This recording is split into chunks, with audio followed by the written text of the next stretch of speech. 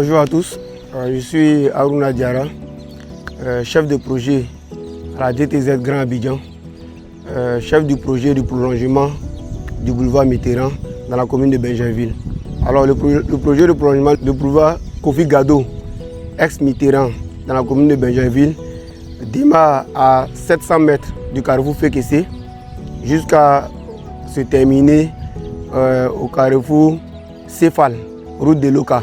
Donc c'est un projet long de 11,5 km, 2 x 3 voies, avec quelques ouvrages, 14 ouvrages hydrauliques et un TPC qui varie de 20 mètres à 2 mètres.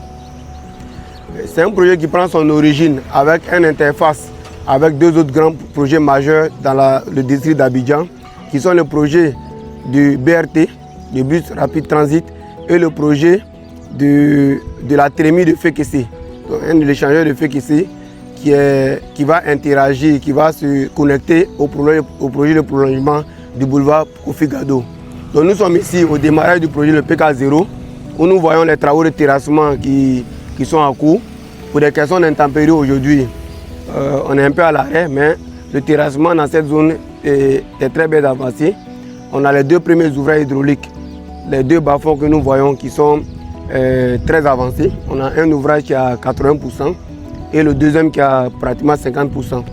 Voilà, donc nous allons parcourir ces 11,5 km pour vous montrer un peu toute la technologie moderne qui est utilisée pour pouvoir réaliser nos projets d'infrastructures routières, tels que l'imprimante 3D que nous allons avoir l'occasion de visiter.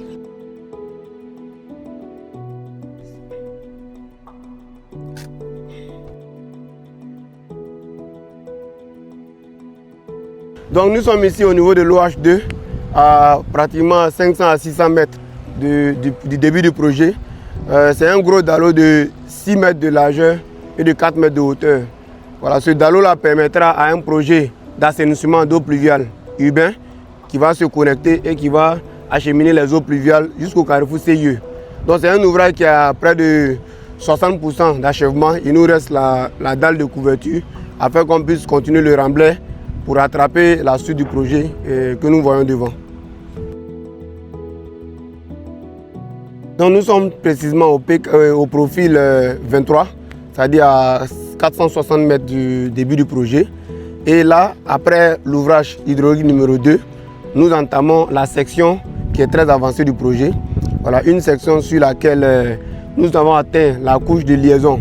Mais il faut savoir que le projet du prolongement du boulevard Kofi Gado a un taux d'avancement physique de 65% à ce jour. Donc là, nous constatons que le sol ciment est achevé, la couche de fondation est achevée, les caniveaux sont avancés et nous avons la mise en œuvre de la couche de liaison en GNT 12 cm.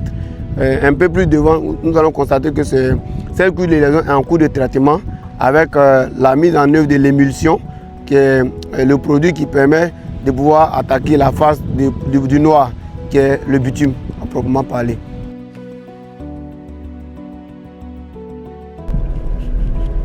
Donc, le croisement avec la route d'Akandji.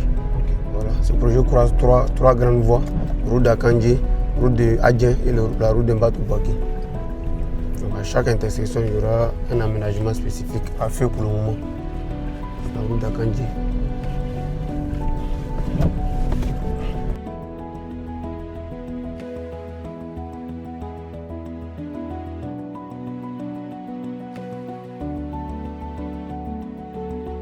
Donc il faut noter que cette autoroute a pour particularité de se situer dans la zone d'extension nord de Benjainville, la zone résidentielle où on a un boom des promotions immobilières et des constructions à usage d'habitation. Donc cette autoroute permettra de capter le maximum de trafic afin de les acheminer dans le sens du plateau. Donc les voies rencontrées, les pénétrantes rencontrées dans le cadre de ce projet-là sont la route d'Akandji, la route de Adjen et la route de Mbatou-Baki pour se raccorder à la route de Loka. Donc en plus de ces intersections, nous pouvons noter de grands carrefours, voilà, pour permettre aux populations déjà habitantes dans la zone de pouvoir exploiter cette autoroute-là à l'image de la cité qu'on appelle communément la cité S3I, venant de l'MPT et du lycée Garçon. Donc nous avons réalisé une bretelle pour accorder cette voie qui existait à l'autoroute. Et cette zone-là permettra de faire un échange dans le sens aller et retour. Ce qu'il faut noter aussi, c'est l'interaction de ce projet-là avec d'autres acteurs, tels que Côte d'Ivoire Énergie.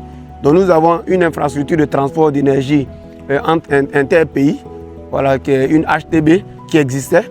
Donc notre collaboration avec la Côte d'Ivoire Énergie nous a permis de pouvoir loger nos deux sens de circulation de part et d'autre de ces pylônes-là. Donc on constate qu'on a réservé 12 mètres de terre-plein central pour l'emprise de Côte d'Ivoire Énergie et nous avons exploité les emprises de part et d'autre pour pouvoir loger nos 3 voies de part et d'autre.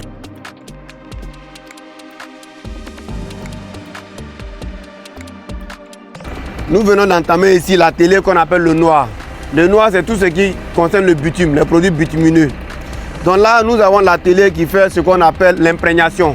L'imprégnation, c'est la tâche qui permet de faire la liaison entre les matériaux crus naturels et les matériaux enrobés, les matériaux bitumineux.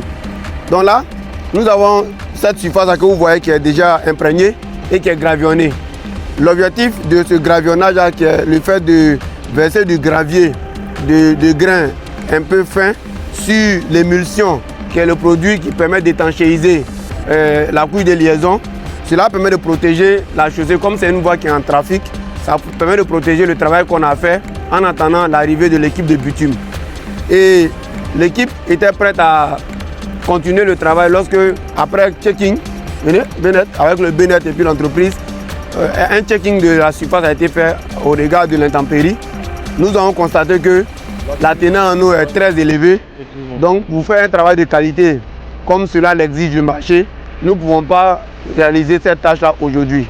Donc l'équipe est obligée de replier et revenir lorsque les conditions du terrain seront favorables. Donc on a ici un camion, une citerne répandeuse de liant, un camion d'épandage du gravion et puis un compacteur à pneu P4.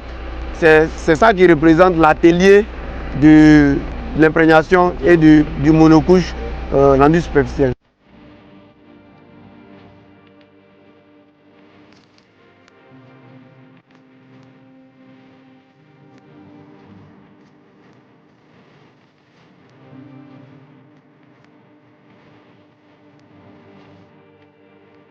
Alors, nous avons un atelier spécifique qui est l'application de la modernité sur nos projets routiers et qui est l'utilisation de l'imprimante 3D.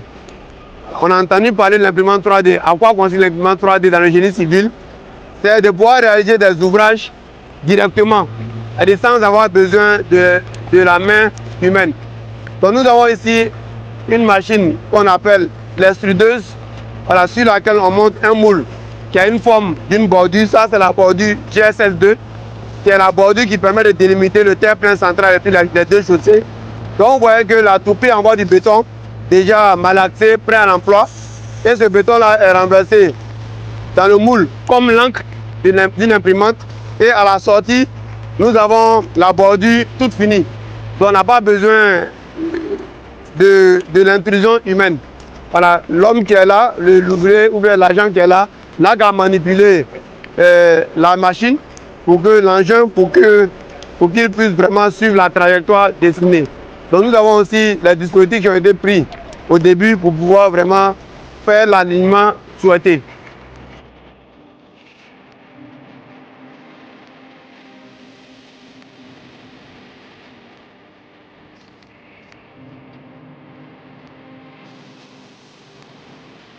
Ok, donc nous sommes au PK Fin, comme je l'ai dit, au carrefour Fékessé.